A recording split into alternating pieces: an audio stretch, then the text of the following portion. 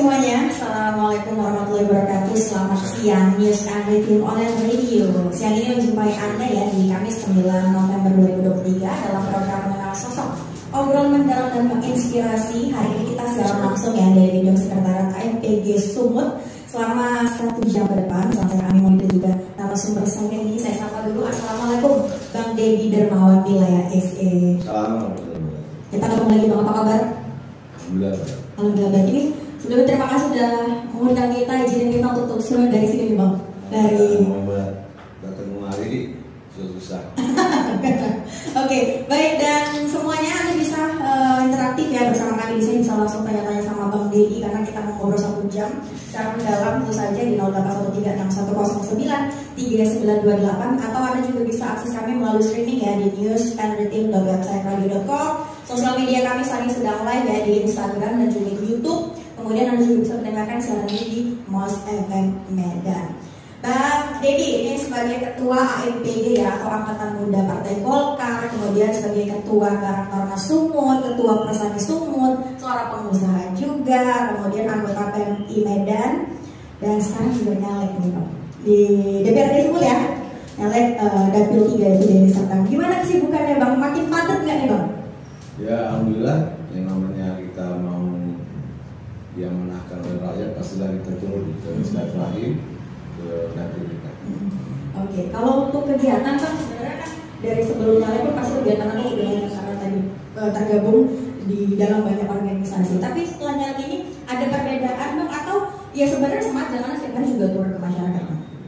Ya memang sebelumnya sih kita memang selalu konsolidasi dan silaturahim dengan kawan-kawan di desa dan kelurahan di Sumatera Utara. Tapi hari ini kita memang saya fokus di Deli Serdang dulu nih. Lalu waktu pemilu 2024 dan ini bulan 2 2014 pastilah dalam waktu sampai 100 hari lagi kan. Tentunya saya harus menyapa konsekuen untuk bisa meyakinkan mengamanahkan pilihannya kepada saya. Oke, jadi sebenarnya memang setiap hari itu sudah terjun ke masyarakat. Karena kali ini lebih fokus ke Deli Serdang gitu ya Bang ya. Oke, kalau kita flashback ke belakang nih Bang, ngomongin soal ketertarikan di politik sendiri. Sejak kapan sebenarnya Bang Dedi ini tertarik kemudian fokus dan kemudian resmi nih menjadi seorang anggota dari partai politik Bang? Sebenarnya dari dulu waktu dari kecil ya sampai kuliah sampai jadi wirausaha anti politik. Oke. Saya melihat politik itu yang bilang kejam, adalah penakawan. Tapi setelah saya ikut organisasi dan akhirnya sahabat saya mengejek sahabatnya dari sebelum merit dari kecil ya. Jadi beliau juga kan sebenarnya dia anti juga apatis juga dengan politik. Beliau menjadi ketua DPD Golkar Sumatera. Ya otomatis karena sahabat juga tua saya juga ikut politik dan memang mengajak merasionalkan bahwasanya hari ini kita harus duduk di legislatif ataupun dari kepala daerah dan tujuannya adalah bagaimana bisa berbuat ke masyarakat. Nah hari ini kita juga di organisasi memang banyak memberikan program-program baik itu sektor petani milenial, UKM dan sebaliknya potensi SDM pemuda hari ini, tapi hanya sebatas ada keterbatasan. Tapi kalau kita duduk di legislatif mungkin lebih besar lagi yang bisa diberikan kepada masyarakat terbesar masih muda ini. Oke, baik. Nah ini kan karena obrolan mendalam saya pengen tahu juga nih, pendengar juga pasti pengen tahu apa nih yang titik balik gitu ya Bang, triggernya apa yang dari awalnya ini anti politik sebenarnya sampai akhirnya sekarang terjun dan serius nih di dunia politik, apa nih titik baliknya Bang? Ya titik baliknya tetap kepada bagaimana hari ini kita hidup yang hanya sementara dan bagaimana kita bisa nanti diamanahkan untuk menjadi DPRD Provinsi Sumatera Utara. Tentunya kita mau memberikan aspirasi dan juga program-program yang selama ini pemerintah dan juga stakeholder lainnya banyak memberikan bantuan agar bagaimana aspirasi yang dibutuhkan oleh masyarakat itu tepat sasaran dan manfaatnya pentingnya kita duduk di muda-muda ini di legislatif agar juga bisa menyuarakan permasalahan yang ada di tengah-tengah masyarakat khususnya di Sumatera Utara ini. Jadi juga berawal dari keresahan ya Bang, bahwasannya harus ada perubahan juga nih. Oke. Nah, kalau melihat ketokohan seorang Deddy Dermawan Wilayah lah, dari seorang pengusaha kemudian banyak mengikuti banyak organisasi, tentu Abang menjadi salah satu representatif anak muda, tokoh muda gitu kan Bang. Dan kemudian bergabung ke politik. Kenapa memilih Golkar nih Bang sebagai kendaraan Abang maju di politik Bang?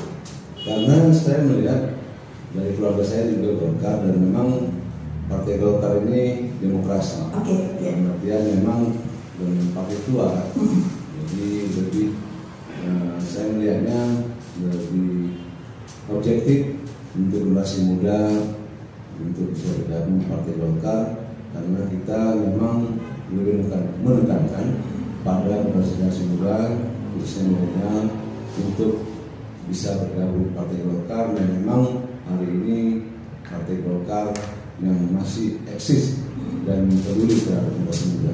Oke, kita ngomongin sedikit soal AMPG. Ini kan Angkatan Muda Partai Golkar. Apa nih Bang yang membedakan atau mungkin substansi dari AMPG ini sendiri dengan Golkar secara keseluruhan? Berbeda dengan ormas yang dibentuk Partai Golkar dengan kami Angkatan Muda Partai Golkar atau AMPG. Kami adalah sayap daripada Partai Golkar. Okay. Jadi secara mendasar dan rumah tangga kami sama dengan Partai Golkar. Bedanya AMPG itu maintain atau manage generasi muda untuk belajar berorganisasi dan juga bagaimana bisa menambah networking dan bisa belajar berpolitik. Oke, baik, jadi fokusnya tuh di anak muda ya, di generasi muda tadi yang barangkali mungkin anti politik tapi nanti bisa mencintai politik gitu ya Bang. Nanti kita akan bahas itu, tapi saya mau bahas yang lain dulu soal Abang nih maju menjadi legislatif saat ini. Gimana nih respon keluarga? Ini kok. Pada prinsipnya nggak ada setuju. Oh gitu, pada prinsipnya nggak ada setuju Bang? Iya, karena kan pasti waktu saya itu kan saya wakafkan untuk masyarakat. Oke. Saya pastilah ada kos politik namanya. Dan pastilah waktu saya dengan keluarga pasti terbatas. Okay. Nah, satu lagi biasalah namanya orang tua, istri berpikir tentang politik ini ya seperti saya sampaikan tadi, ini tidak ada kenal kawan, semuanya bisa menuju dari belakang dan tidak ada yang sifatnya persaudaraan dalam politik. Tapi bisa saya rasionalkan, kenapa? Karena memang ya seperti saya sampaikan tadi bahwasanya kalau saya tidak berpolitik dan saya selama ini sudah banyak memegang organisasi dan banyak membina generasi muda, dan saya berharap agar diberi kekuatan dan doa dari keluarga agar saya juga bisa nanti berbuat dalam mana duduk, dan pastilah ini menjadi amal dari bagi saya sebaik-baiknya manusia bisa bermanfaat untuk orang lain. Oke, baik. Berarti sekarang keluarga udah dukung gitu Bang? Alhamdulillah dengan saya rasakan bisa mengerti. Oh baik, jadi dikasih pemahaman ya Bang, yang dari awalnya dukung so ngapain gitu ya, sampai akhirnya mendukung ya Bang, 100% mendukung. Nah itu kalau keluarga, kalau kolega, teman, kemudian kenalan, bagaimana respon, apalagi terutama respon masyarakat yang juga kan selama ini juga Abang sering terjun ya masyarakat, gimana responnya Bang? Ya ini juga berkat dorongan kawan-kawan saya maju. Okay. Pertama saya nggak berminat juga. Okay. Tapi hari ini yang mewakili kepemudaan untuk bisa duduk penting. Apalagi saya punya basis organisasi yang saya tahu betul permasalahan-permasalahan yang ada di Sumatera Utara ini, karena saya turun langsung dan konsultasi dengan kawan-kawan. Memang kita harus bisa bersinergi dengan pemerintah dalam hal ini OPD, yang memang banyak program yang harus disalurkan tepat sasaran terhadap permasalahan sosial yang ada, dan juga masalah kesejahteraan dan kemandirian generasi muda dalam hal masalah bonus demografi 2030 Indonesia Emas 2045 harus kita persiapkan dari sekarang. Tentunya kawan-kawan alhamdulillah dan mendukung dan mendoakan agar bisa duduk, dan saya juga niat saya terus terang memang ingin juga memberikan kontribusi, dan ini menjadi kebanggaan saya dan keluarga yang ada di masyarakat. Oke, baik. Tapi ini kan sekarang zaman sosial media ya kan Bang. Masyarakat itu terbagi dua, antara masyarakat memang real sama satu lagi masyarakat internet alias netizen gitu kan Bang. Sepak terjang Abang selama ini, karena kita juga tahu bagaimana Abang terjun langsung juga ke masyarakat gitu ya. Dan pada akhirnya nyalek, ada nggak Bang?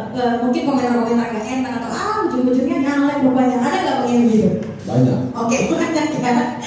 Banyak penyampaian yang sifatnya mendiskriminasikan bahwasanya DPRD itu kalau dari dulu lupa. Oke. Karena saya sudah beberapa kali ketemu dengan konstituen di pemilihan menanyakan seperti itu. Nanti Bang Dedi atau ketua dari dulu lupa sama seperti yang lain-lain. Ya itu saya bilang kembali pada personalnya atau karakter orangnya. Saya pribadi juga kalaulah mau hidup tenang-tenang dengan kondisi sekarang, saya rasa saya sudah cukup, dan saya tidak perlu lagi capek-capek membuang waktu, membuang kos. Pastilah waktu saya dengan keluarga terbatas, pastilah presentasi dengan bermasyarakat, saya pasti presentasi waktu saya pasti fokus ke masyarakat karena melihat masalah itu. Tapi dari sisi lain saya melihat ada masa depan yang harus kita pikirkan untuk berhasil selesai. Oke. Dan tanggapan Abang sendiri atau merespon dari komentar-komentar itu gimana Bang? Udah dibawa ya udah lama, biarin aja dia berkomentar atau gimana Bang? Saya bisa. Atau dari sakit hati mungkin gitu Bang? Saya bisa merasionalkan karena memang saya ada menanyakan juga kepada kawan-kawan yang masih definitif di DPR. Saya menanya kenapa nggak pernah turun ke daerah pemilihan yang tentunya perlulah disapa. Kadang-kadang ada bahasa juga, ya saya kosnya juga bayar kok, itu lah bahasa gitu ya. Jadi kita berpikirnya kadang-kadang prinsip daripada anggota dewan itu kadang-kadang berbeda juga ya. Ada yang niatnya ikhlas tulus, dan juga memang kalau dulu kadang-kadang tadi muncul rasa bahwasanya dia itu pejabat atau ya levelnya udah berbeda gitu. Itu karakter ya. Saya berpikirnya mudah-mudahan tak berubah kalau saya duduk, dan saya merasakan juga niat saya kalau memang seperti itu ya nanti kita bisa lihat. Saya tidak mau janji karena janji itu nanti di akhirat akan dituntut. Ya tentunya saya bagaimana menunjukkan bila dikasih amanah pastilah menjadi beban moral bagi saya, dan tentunya amanah yang diberikan kepada saya untuk menjadi wakil rakyat. Namanya saja sudah wakil rakyat, dan pastilah saya akan memberikan aspirasi dari permasalahan rakyat yang ada di Sumatera Utara khusus di Desa. Oke, baik, kami ingatkan lagi ya Anda untuk bisa interaktif nih bersama kami, bersama Bang Dedi di sini di 0813610928. Tadi Abang bicara bahwa maju dan bergabung ke partai politik, terutama juga maju menjadi seorang legislatif karena banyak keresahan-keresahan yang Abang alami juga, bahwa dan bisa banyak memberi bantuan juga kepada yang lain, Bang. Kalau kita berbicara juga soal tadi Abang maju ke DPRD Sumatera Utara, seperti apa sih Sumatera Utara saat ini di mata Abang? Saya sangat mengetahui betul Sumatera ini luar biasa potensi sumber daya alam.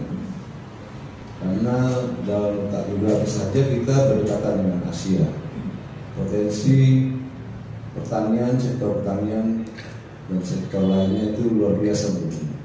Kita juga punya mineral yang cukup besar di Tabaksel dan di banyak daerah-daerah yang memang sangat menjanjikan bagi kita untuk bisa hidup sejahtera. Kita punya dataran tinggi, dataran menengah, dan pesisir. Semuanya ada, dan kita punya 8 etnis. Ini saya pikir seperti miniaturnya Indonesia, dan kerukunan kita cukup baik. Dan memang SDM kita, saya melihat SDM kita yang memang hari ini berbeda dengan pemuda yang selama ini saya selalu juga komunikasi dengan kawan-kawan di Pulau Jawa. Memang mereka itu lebih mindsetnya bisa membuat kreativitas, dan memang mereka punya kompetensi dan menggali potensi yang ada di diri ini. Jadi mereka itu memang luar biasa berkelompok membuat suatu kegiatan yang sifatnya positif dan memang bisa menjadi nilai ekonomi. Saya maunya anak muda itu terlebih organisasi muda itu buat konsep lah, konsep wirausaha ataupun konsep pelatihan atau usulkan ke pemerintah. Saya rasa pemerintah juga paham tentang kondisi yang ada hari ini, terutama masalah narkoba. Itu yang sekarang sangat kita khawatir tentang generasi muda kita hari ini yang terdapat narkoba.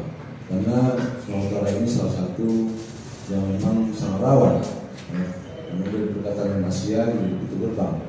Jadi ini bukan tidak bisa tugas aparat saja, tapi semua keluarga, stakeholder dan lingkungan juga berpengaruh untuk generasi kita yang datang. Oke, baik. Nah, itu juga kalau bicara Sumatera Utara kan tahu bahwa belakangan juga kota ini dicap sebagai tiang kriminalitas paling tinggi, kemudian tadi narkobanya juga paling cukup tinggi, kemudian tingkat korupsinya juga paling tinggi. Pokoknya banyak hal-hal buruk yang dicap di Sumatera Utara ini. Seperti apa nih Bang Deddy menanggapinya dan apa nih yang juga harus nanti dilakukan, apalagi nanti Abang maju menjadi seorang wakil rakyat untuk merubah ini semua?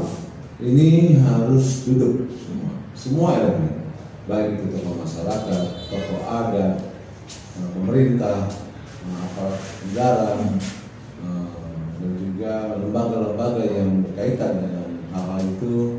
Saya rasa kami lagi selaku bilangan duduk sebagai wakil rakyat harus bisa menyuarakan dan harus mempunyai konsep kerja yang terpadu dan tersistem dan terdatabase. Kita dengan jumlah desa kelurahan yang luar biasa di Pulau hampir 6 ribuan, tentunya ini tidak terjadi mudah. Jadi kita harus kerja sama dan ini harus dengan pola yang memang terukur dan memang tersistem untuk kita lakukan bersama-sama. Jadi harapannya nanti kita semua harus bersama-sama mendeklarasikannya. Nah, maju menjadi wakil rakyat terutama dari Sadang gitu ya Bang, untuk di Sumatera Utara. Apa nih yang paling prioritas juga yang nanti akan Abang lakukan saat duduk gitu, yang menjadi prioritas utama yang harus segera diselesaikan dari tadi berbagai aspirasi masyarakat yang selama ini masih menjadi keluhan? Kalau dari Sadang, saya sangat tertarik dibanding Kota Medan. Walaupun saya dari kecil sampai kuliah sampai sekarang masih domisili di Medan. Saya melihat dari Sadang itu, ya seperti saya sampaikan, potensi sumber daya alamnya luar biasa. Pengetahuan tinggi, menengah, dan pesisir.